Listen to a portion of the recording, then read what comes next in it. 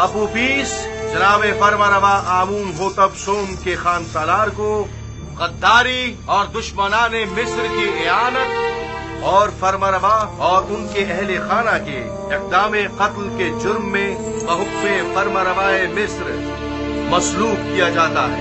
اس کا جسم تختہ دار پر لٹکا رہے گا تاکہ یہ بتدریج موت کے گھاٹ اترے، اور اس کا جسم چیل کبوں کی خوراک بنے۔ نہ تو اسے حنوط کیا جائے گا اور نہ ہی سرزمین غرب میں دفنایا جائے گا۔ ان فرامین میں سے ایک بھی میرے خدا یکتا تک پہنچنے کی راہ میں حائل نہیں ہو سکتا۔ میں اب آپ کے اس مسخرے آئین پر ایمان نہیں رکھتا۔ میں خدا آمون سے بیزار ہوں۔ بکواس بند کرو بے ایمان کافر، اسے خاموش کراؤ، اسے خاموش کراؤ۔ میں خدا سے دعا کرتا ہوں کہ مجھے اتنی ہمت دے کہ میں اس تدریجی موت کو برداشت کر سکوں۔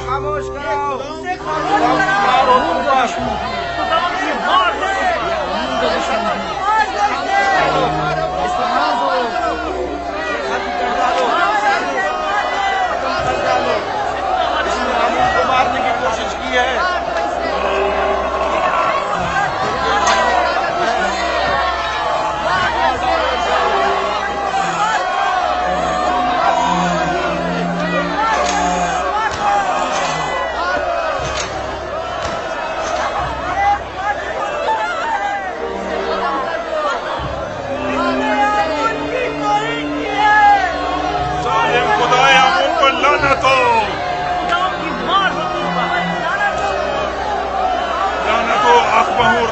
مابد پر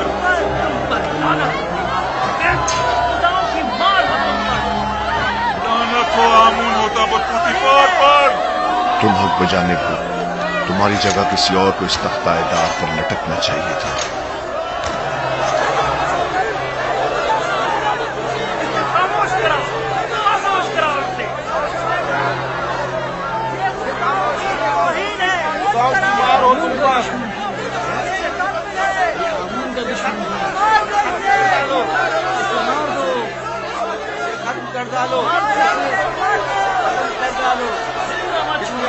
مارنے کی کوشش کی ہے۔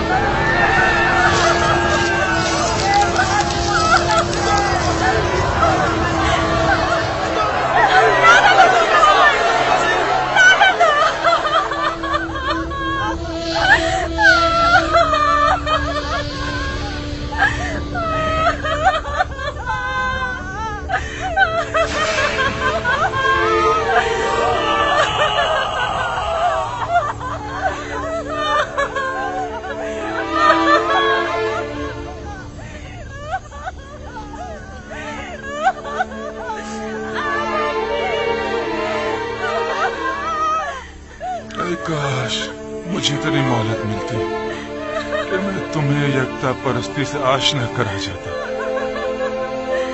اے کاش ممکن ہوتا کہ میں اپنے بچوں کو یزار سی پیغمبر خدا سے آشنا کروا دیتا۔ میں خوش ہوں، بہت خوش ہوں کہ تمہیں نجات مل گئی۔ بنا روس اگر تمہارا انجام بھی میری طرح ہوتا تو میں اپنے پروردگار کے سامنے گناہگار اور شرمسار ہو جاتا۔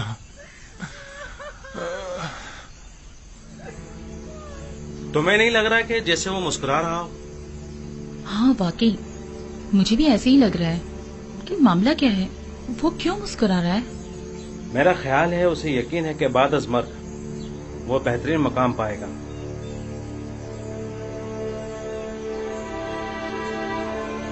میں کچھ سمجھی نہیں، اگر کسی کو نہ حنوط کیا جائے اور نہ ہی دفنایا جائے تو کیا کیسے ممکن ہے کہ اسے مرنے کے بعد بہترین مقام مل سکے؟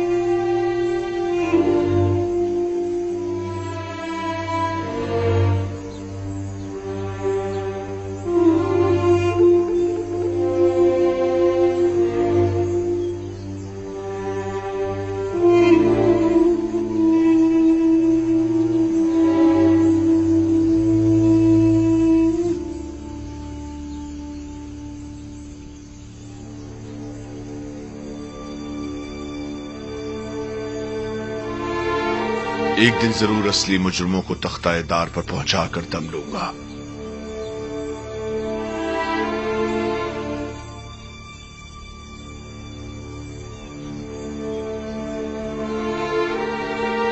हरकत करो।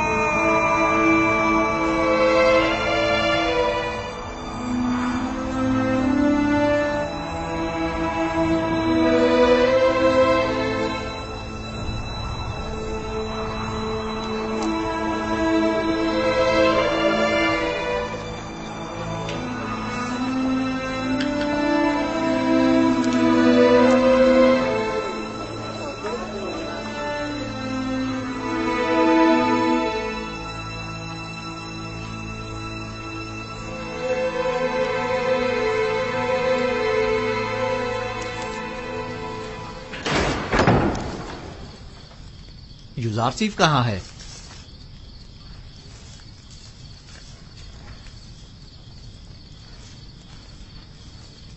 आपने जो ताबीर की थी बिल्कुल वैसा ही हुआ है। आप उपीस को मसलूब कर दिया गया। मैं जानता था। सुबह से उसी के हक में दुआ गो हूं। खुदा उसकी मगफिरत फरमाए। बीनारूस भी आजाद हो गया है और जनाब फरमा रवा के पास अपने साबका ओहदे पर बहाल हो गया है। इतनी सही और दकीक ताबीर आखिर कैसे मुमकिन है? ताबीर और पेशनगोई खुद से लगाए गए अंदाजों पर मबनी होती है, जबकि मैंने तावील पेश की है। आप उपीस और बीनारूस के ख्वाब की असल हकीकत को इल्म खुदा की रोशनी में उन पर जाहिर किया है। मैंने अस खुद कुछ नहीं बताया।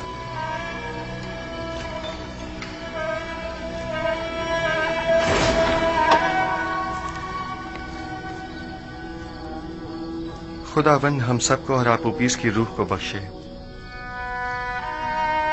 तुमने पेशेंगोई कैसे की युजारसीफ? सहर और जादू के जरिए या शयातीन के?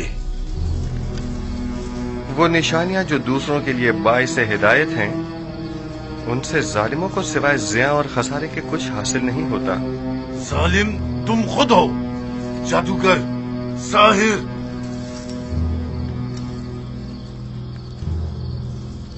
मैं इस कदर अहमक भी नहीं हूं कि तुम्हारे दावाए पैगंबरी पर यकीन कर लूं। हाँ, तुम एक पेशेंगोई करने वाले जादूगर से ज्यादा कुछ नहीं। हाँ तो जनाब युजारसीफ, कोई और नहीं ताजा जादूगरी और पेशेंगोई नहीं। तुम्हें कितने सालों के लिए कैद किया गया है? हमेशा के लिए। सावीरा एक फरामोश खाना है, इतनी जल्दी यहाँ से कोई नहीं निकलता। तुम नैनीफर अनकरीब इस जिंदान से रिहाई पाओगे। क्या कहा? उम्मीद करता हूँ कि जिंदान की इस कैद से रिहाई तुम्हें शैतान की कैद से भी रिहाई दे दे। सुना तुम लोगों ने इसने क्या कहा? खुदा करे कि युजारसीफ की ये बात सच साबित ना हो और तुम ताअबद यहीं पड़े सड़ते रहो। अगर ये पेशेंगोई सच साबित हो गई तो मैं तुम पर ईमान ले आऊंगा। मुझे यकीन आ जाएगा कि तुम वाकई मिस्र के सबसे बड़े शायर और जादूगर हो। मुर्दे सुना नहीं करते। पैगाम हक और कलाम सिद्क उनके मुर्दा दिलों में नहीं उतरता, और अगर निदाए हक सुन भी लें तो या तो पुष्ट कर लेते हैं, या झुटला देते हैं, या उसे सहर जादू का नाम देते हैं। आइए रूह आप उपीस के लिए दुआ करें। खुदावंद आप उपीस की रूह को अपने जवार रहमत में जगा दे और उसे बख्श दे और उसकी मगफिरत फरमा।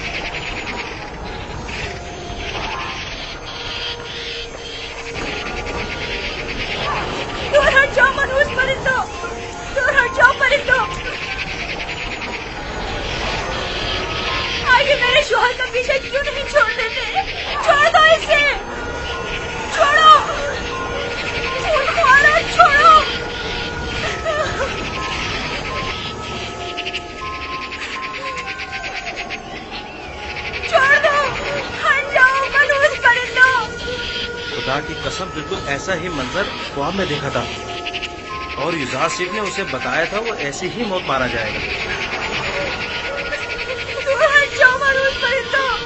آگے میرے شوہر کو کیوں نیچے نہیں اتار دیتے؟ چھوڑ دو اسے۔ یہاں سے جاؤ، چلو دور ہٹو، جاؤ یہاں سے۔ آگے اسے نیچے کیوں نہیں اتار دیتے؟ اس کی لاش کو دور ہٹ کرو۔ حکم یہی ہے، دار پر یوں ہی لٹکا رہے۔ جاؤ یہاں سے، دور ہٹ جاؤ، چلو جاؤ، جاؤ یہاں سے۔ لعنت ہو ان پر جنہوں نے میرے شوہر کو مار ڈالا۔ خداؤں کی لعنت ہو آپ ماہوں پر، آمود ہوتا اور بدی پر، اور ان تمام لوگوں پر جنہوں نے مجھ سے میرا شوہر چھین لیا۔ ہو جاؤ، صبر کرو، جو ہونا تھا سب ہو گیا، ہم بے بس ہیں، برداشت کرو، برداشت کرو۔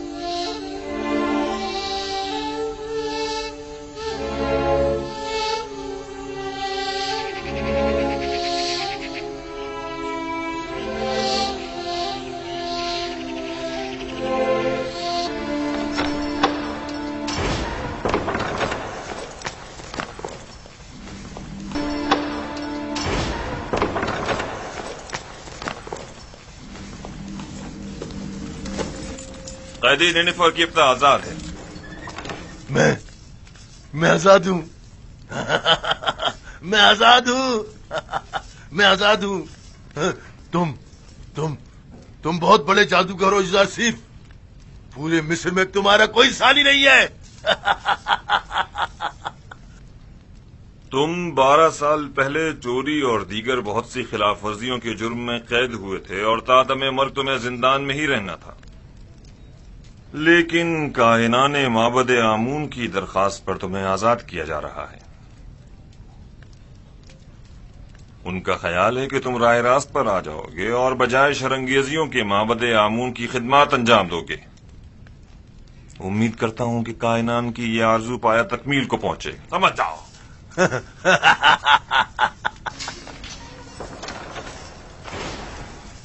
یوزار شیخ کی یہ بات بھی سچ ثابت ہو گئی۔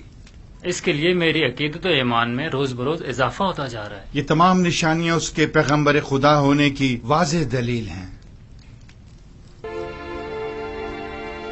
بسا اوقات انبیاء بعض لوگوں کی ہدایت کرنے میں کامیاب نہیں ہو پاتے، مردے کلام حق سنا نہیں کرتے، اگر سن بھی لیں تو یا تو پشت کر لیتے ہیں یا اس کی تکذیب کرتے ہیں یا اسے جادو کا نام دیتے ہیں۔ عالی جناب، کیا ہوا؟ کچھ نہیں، میں ٹھیک ہوں جناب۔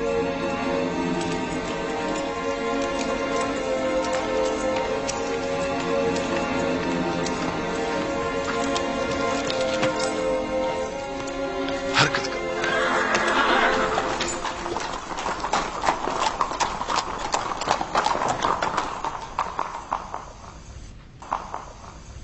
عالی جناب، نیل کے کنارے کی زرخیز زمین کے کچھ حصے جن پر قبضہ کر لیا گیا تھا وہ ان کے مالکان کو واپس لوٹا دی گئی ہیں، لیکن کاہنان معبد اپنی خودسریوں اور جارحانہ کارروائیوں سے باز نہیں آ رہے۔ اگر میری زندگی کے دن باقی رہ گئے تو میں آمون اور کاہنان معبد کو زندہ نہیں چھوڑوں گا۔ آپ اس کے بنیادی اسباب و عوامل پر غور کیوں نہیں کرتے؟ مشکل اس آئین کی اساس میں ہے۔ آمون اور مصر کے دیگر بتوں کی پرستش ہی اصل فساد کی جڑ ہے۔ وہ خدا جو اپنے بندوں کے اعمال کی نگرانی نہ کر سکے، اس کے بندے اس طرح بے لگام بے روی کا شکار ہو جاتے ہیں۔ آپ کو چاہیے کہ اس آئین کی تبدیلی پر سنجیدگی سے غور کریں۔ آمون پرستی مصر کا قدیم آئین ہے، کیا اتنی آسانی سے اسے بدلا جا سکتا ہے؟ کسی بھی غلط عمل کی مسلسل تکرار اس کے درست ہونے کی ضمانت نہیں۔ جب تک یہ آئین مصر میں رائج ہے، شرنگیزیاں اور لوٹ مار یوں ہی قائم رہے گی۔ عالی جناب، میں ایک ایسے ہی قیدی کو جانتا ہوں جو آپ کے ہم عقیدہ ہے۔ اگر آپ اجازت مرحمت فرمائے تو میں آپ کی خدمت میں۔ علی جناب، علی جناب، کیا ہوا اسے؟ دربار کے مخصوص طبیب سنوا کو خبر کرو، جلدی کرو۔ جی جناب۔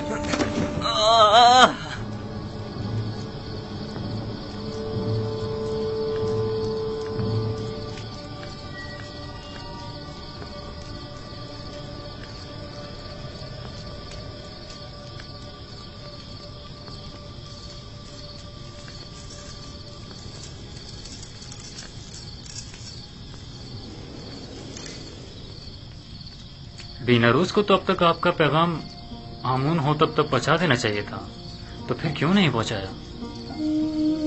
شاید وہ بھول گیا ہو۔ کیا یہ ممکن ہے کہ اتنی اہم بات بیناروس اتنی آسانی سے بھول جائے؟ ہم ہمیشہ اپنے اعمال کی انجام دہی پر قادر نہیں ہوتے، ممکن ہے اسے بتانے کی اجازت ہی نہ دی گئی ہو۔ میں سمجھا نہیں، کس نے؟ اسی نے جو نہیں چاہتا کہ یوزاسیب کسی غیر سے متوسل ہو، وہی جو بندوں کا غیر خدا کے سامنے دست سوال دراز کرنے کو پسند نہیں فرماتا، اور وہی جس نے بیناروس کو فراموشی میں مبتلا کر دیا ہوگا۔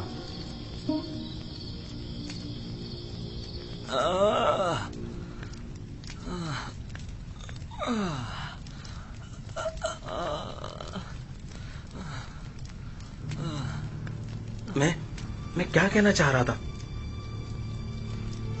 اس کے بارے میں کہنا چاہ رہا تھا۔ اوف، ولی عہد آمون حتب کی طبیعت خرابی نے سب کچھ بھلا دیا۔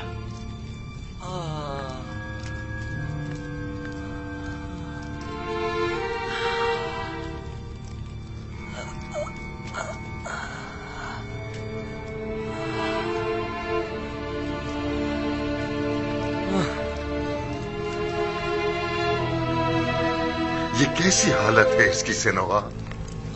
آپ ماہر طبیب اور سر اور دماغ کے امراض میں تجربہ و مہارت رکھتے ہیں، تو پھر ہمارے ولی عہد کی بیماری کی تشخیص کیوں نہیں کر پا رہے؟ بسا اوقات ماہر و تجربہ کار معالج بھی بعض بیماریوں کے علاج سے عاجز ہوتے ہیں، اور یہ بیماری انہی میں سے ایک ہے۔ آپ کے خیال میں جوان ولی عہد کی بیماری مرگی ہے یا بے ہوشی؟ کوئی بھی نہیں، میرے پاس ان دونوں بیماریوں کا علاج موجود ہے، لیکن ان کی اس بیماری کی تشخیص سے میں عاجز ہوں۔ تو کیا مطلب اس کی اس بیماری سے نجات کے لیے کوئی چارہ نہ کیا جائے؟ کوشش کرے کہ جب تک کوئی مناسب علاج دریافت نہیں ہو جاتا انہیں ہر قسم کی ذہنی اضطراب و پریشانی سے دور رکھے۔ میرا خیال ہے معبد آمون کے ساحر اس کا علاج کر سکتے ہیں۔ مجھے ساحران معبد کے علاج کی کوئی ضرورت نہیں. میں ان سب پر لعنت بھیجتا ہوں، آمون اور اس کے تمام کاہنوں اور ساحروں پر، جنہیں سوائے پیٹ پوجا اور لوٹ مار کے کچھ سجائی نہیں دیتا. تمہیں آمون اور خادمین معبد کی اس طرح اہانت نہیں کرنی بس چاہیے. کیجیے بانو، میں کسی کو بھی اس بات کی اجازت نہیں دوں گا کہ وہ میرے ہی دربار میں آمون اور کاہنان معبد کی حمایت کرے. چلی جائیے.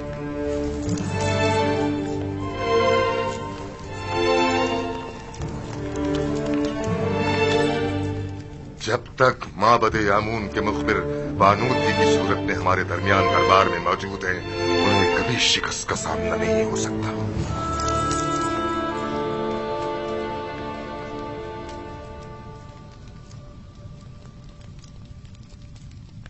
اے آمون بزرگ، میرا تیرے سوا کوئی سہارا نہیں. تو کیوں میری مدد نہیں کرتا؟ کیا میں نے اب تک تیری بارگاہ میں ڈھیروں نذرانے پیش نہیں کیے؟ کیا ہزاروں طلائی سکے اور دیگر گراں بہا ہدیے تجھ پر نچھاور نہیں کیے؟ کیا میں نے بہترین توام تیری خدمت میں پیش نہیں کیے؟ پھر کیوں تو میری مدد نہیں کرتا؟ اگر ہم بندے اپنی حاجات کو خداؤں کے سامنے نہ لے جائیں تو کہاں لے جائیں؟ کس سے امید رکھیں؟ لیکن بانو حضور، آپ آمون کی ہمسر اور ان کے معبد کی دیوی ہیں، تو پھر کیسے توقع رکھتی ہیں کہ آپ غیر آمون سے دل لگائیں اور آمون آپ کی مدد کرے؟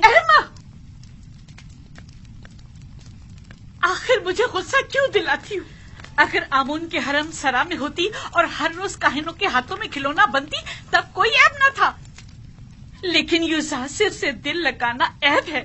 آخر کاہنان تو آمون کے خادمین ہیں. بس کرے، میں کچھ سننا نہیں چاہتی. جی بہتر مانو حضور، اگر میری اہانت سے آپ کو تسکین ملتی ہے تو ٹھیک ہے، میں کچھ نہیں کہوں گی. قصور آپ کا اپنا ہے، بجائے اس کے کہ طنز کے نشتر میرے دل پر چلائیں تو میٹھے بولوں سے میرے درد کا مداوع کیجیے. میں نے تو پہلے بھی عرض کیا تھا، آپ ہی نے کوئی اہمیت نہیں دی. جناب پوتیفار کے پاس کیوں نہیں جاتی؟ جس طرح پہلے ان سے یوزارسف کو قید کروانے کا تقاضا کیا تھا، اسی طرح آزاد کروانے کا تقاضا کر لیجیے. اور جناب پوتیفار تو بالکل بھی نہیں پوچھیں گے کہ کس وجہ سے قید کروانے کا تقاضا کیا تھا اور آپ اچانک اسے آزاد کروانا چاہتی ہیں. آپ کی تجاویز بھی آپ ہی کی طرح ہوتی ہیں.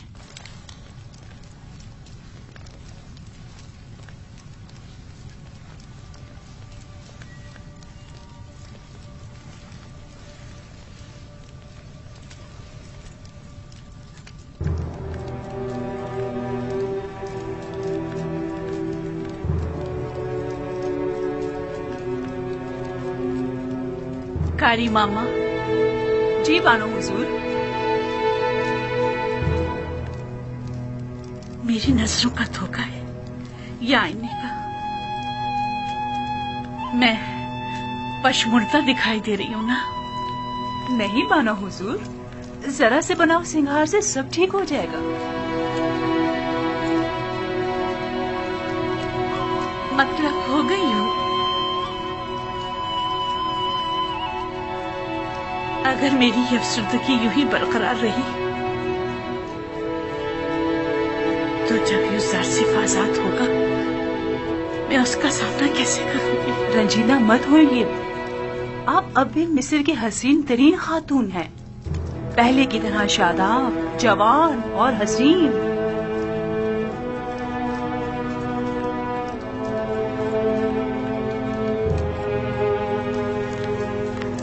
میں اس کی اس دوری کی متحمل نہیں ہو سکتی. کچھ کرنا ہوگا.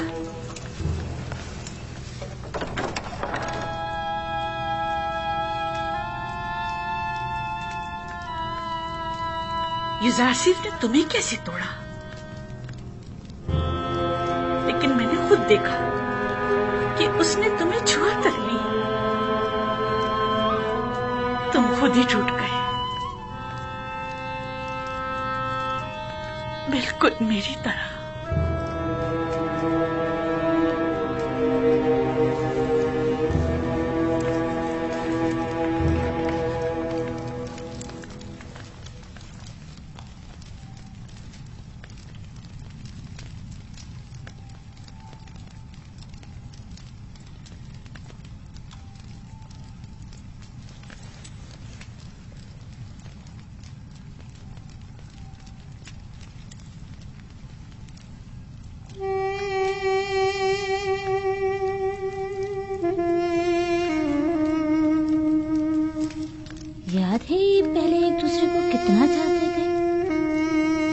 ये भी कोई जिंदगी है? इससे ज्यादा रौनक तो अभी भी शहर खामोशा में होगी।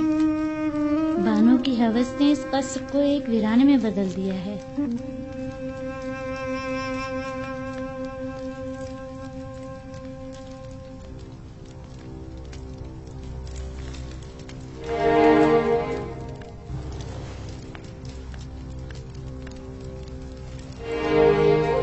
हमारे दरबारी तबीब सनोहा को खबर करो।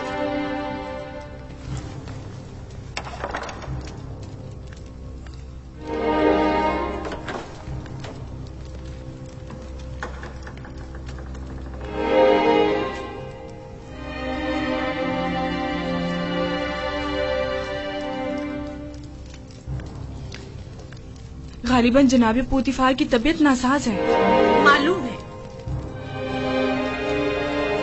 लेकिन मैं कर भी क्या सकती हूँ? उन्हें तबीब की जरूरत है, मेरी नहीं। क्या मालूम मेरी मौजूदगी से उनकी तबीयत मजीद खराब हो जाए।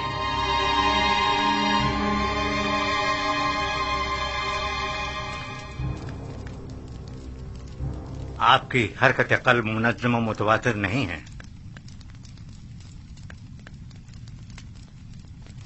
आली जनाब, कोशिश करें शदीद गम और गुस्से से परहेज करें और कुछ अरसा इस्तिराहत फरमाएं। मैं कुछ अद्वियात आपके लिए तैयार किए दे रहा हूं जो हर रोज बाकायदगी से लेने हैं और दौरान इलाज मुकम्मल आराम करें।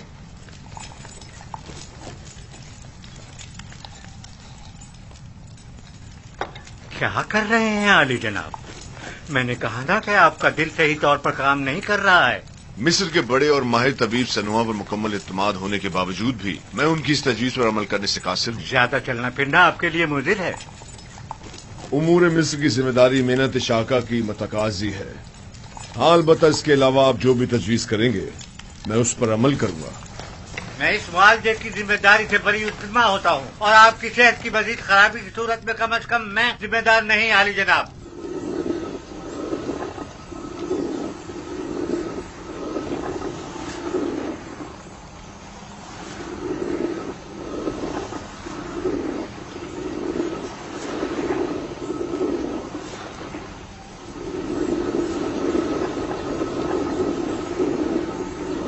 देख रही है करी मामा, पत्थर की चक्की जिस तरह गंदुम को पीस डालती है और वक्त की चक्की इंसान को।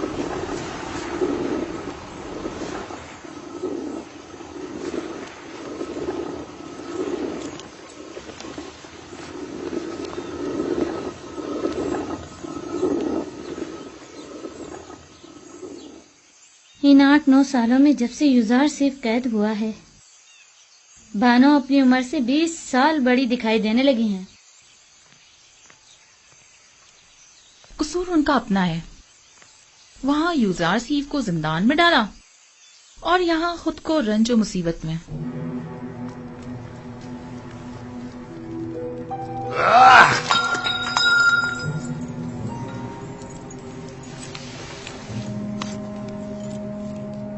ये सर दर्द मुझे मार डालेगा। अब नाकाबिले बर्दाश्त हो गया। जाओ सनोहा को बुलाओ।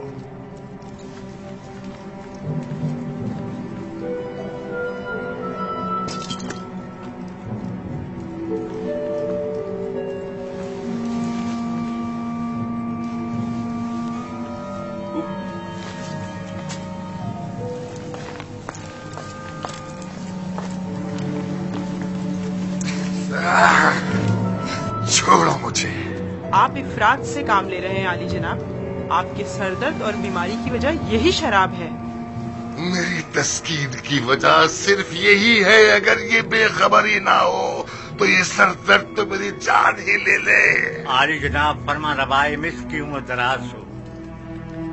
मेहरबानी करके पानी मंगवाइए ताकि आली जनाब अपने अद्वियात ले सके।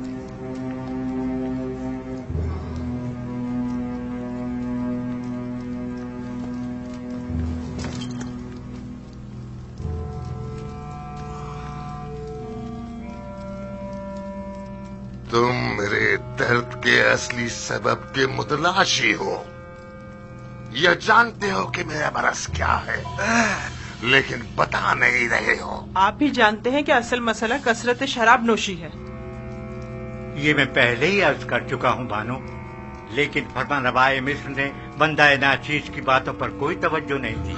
मैं अच्छी तरह जानता हूँ कि ये शराब ही मेरा वाहिद इलाज है और सिर्फ इसी से मुझे तस्कीन मिल सकती है। लेकिन दर हकीकत जहर कातिल है। क्या बक रहे हो? दर्द की कोई दवा कर सकते हो या नहीं?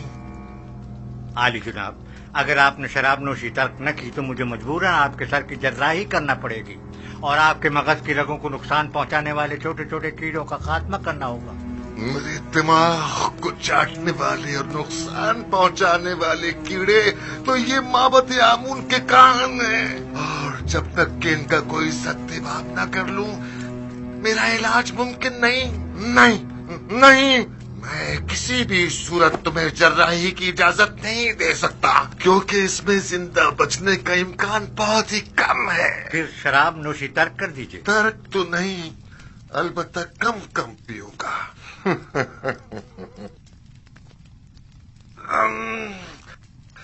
ये क्या था?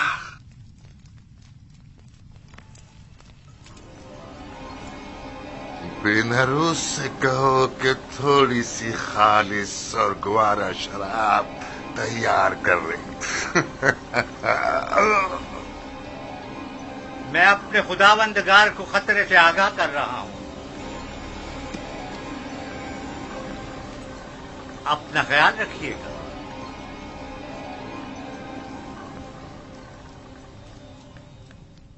तो गोया अब तुम्हारे पास ज्यादा वक्त नहीं है आमून होतब।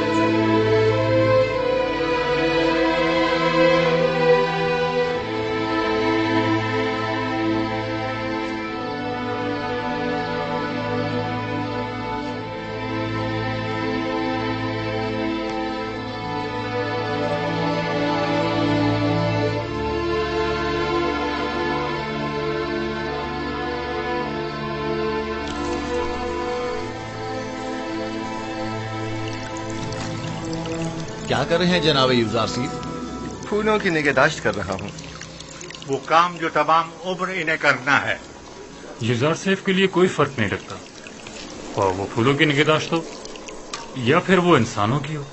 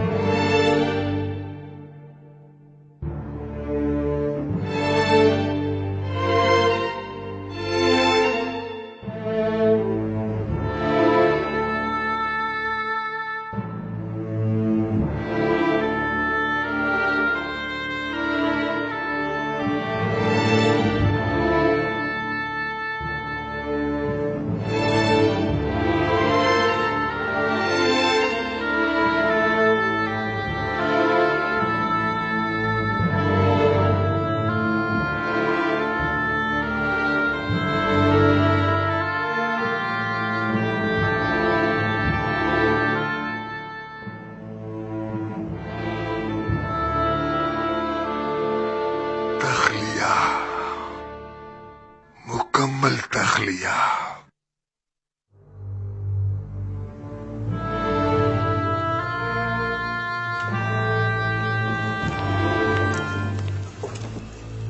کیا سنا نہیں میں نے کیا کہا؟ تخلیہ. نہیں تم رکو، مجھے تم سے کام ہے.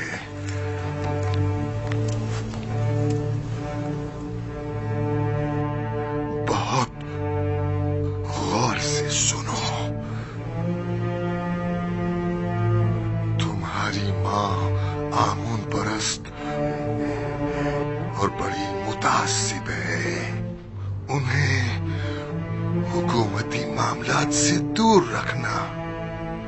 مجھے حنوط کرنے کے بعد اس قبر میں جو میں نے پہلے سے اپنے لیے بنوا رکھی ہے دفن کرنا.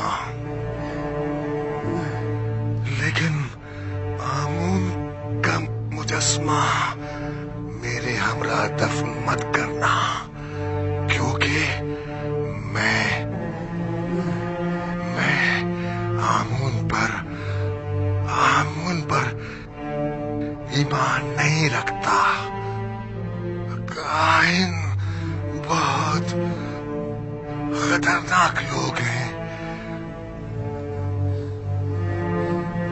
آئین آمون پرستی تو مفادات کے تحفظ کے لیے منتخب کیا ہے، اور اپنے مفادات کے تحفظ کے لیے وہ ہر حد سے گزر سکتے ہیں. ان پر بھروسہ مت کرنا. اپنے تمام راز پوتیوار سے کہنا. وہ ہرگز تم سے غداری نہیں کرے گا. اپنی ماں کا احترام کرنا، لیکن ان پر بھروسہ مت کرنا. اپنی اہلیہ نفرتی سے محبت سے پیش آنا، اور اس سے صاحب اولاد ہونا. میری نسل کو منقطع مت ہونے دینا. یاد رکھنا کہ تحتموزاس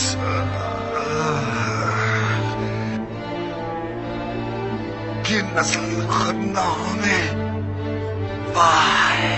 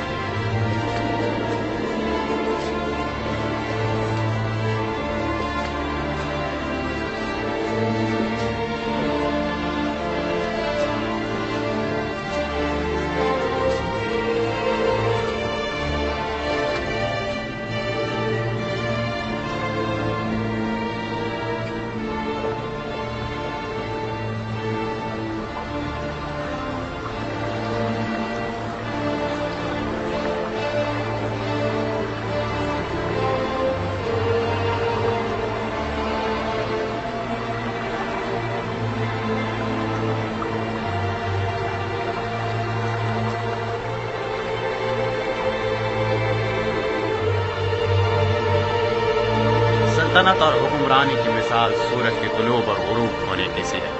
आज आमून होतब सोम की सल्तनत का सूरज गुरूब हुआ है, कल आमून होतब चहारुम का सूरज तुलू होगा। आज आमून होतब सोम हुनूद किए जाएंगे, जबकि कल आमून होतब चहारुम की रस्म ताजपोशी होगी।